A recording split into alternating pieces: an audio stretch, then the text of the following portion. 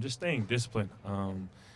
Just doing your job, not feeling like you have to do so many things outside your role. But if your job's to hold the C gap or fill the A gap, whatever it may be, just playing as one. And that was one thing. Rutgers they never stopped running the ball, and that's one thing we gotta do is just stay disciplined throughout all four quarters and not feel like we have to go out there and be Superman. Yeah, I think you were on the field on that 4th and 1 play, weren't you? The pass through. Oh, the fumble, Ruski. Yeah, fumble, Yeah. whatever you want to call it. What did you learn there? Would anybody ever get you on that again? Coach Knowles made a great point to us since we have emphasized a lot of holding our own or giving us an inch, we'll defend it. That people are going to start doing like little plays like that, especially with 4th and 1. And so, I didn't know what happened. I was under the pile, and then I just heard the crowd, screaming.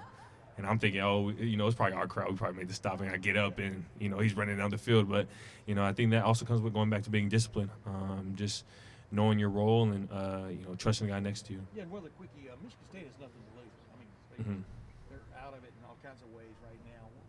What kind of wildness can you expect from them? You think so? Anything, Michigan State, like you said, they have nothing to lose, and they're going to go out there and fighting. It's not going to be an easy game, and they're going to throw everything at us. As long as we just stay within the game plan and trust our technique and just do what we know, I think we'll be good. JT Rutgers ran for 5 yards of carry on you guys, and then you guys get in the red zone and they can't run anymore. What is it about the red zone that changes about this defense when people get inside the 20, inside the 10? Yeah, I think for us, we just really don't like when we let people score. So when we get in the red zone, we just huddle up and be like, hey, they got down here. Now let's either turn the ball over or just force it to a field goal. But, we understand that we have to do a lot more to keep them outside the red zone. But, once we're in the red zone, that's, money's on the line. And, they're going to do everything. The play call shortens a little bit. And so we understand we have to be just, continue to fly around, continue to communicate, and stop them from getting inside the end zone. You're one of the leaders, Jim. Obviously, you have to execute Jim's plays, right? Mhm.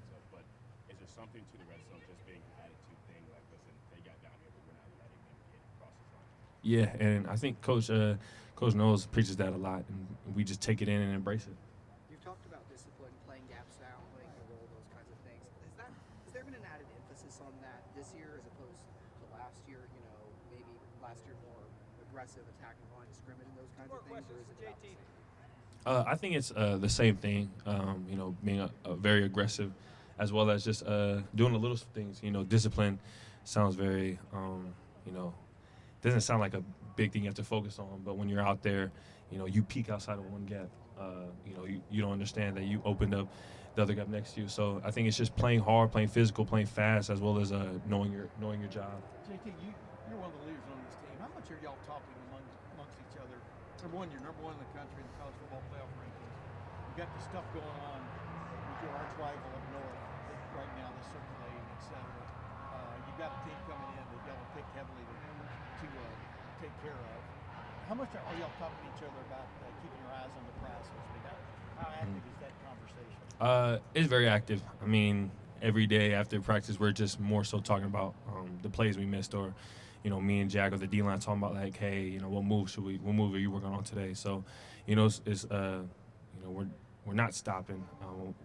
We're continuing to talk all the time about, hey, what do you see? Or Tommy will even come ask me, hey, what's their main plays? And we're always communicating from the back end to the front end, and that never stops. Even when we do leave the Woody, we're still texting each other and still have mass group chats about what we see and what we should do.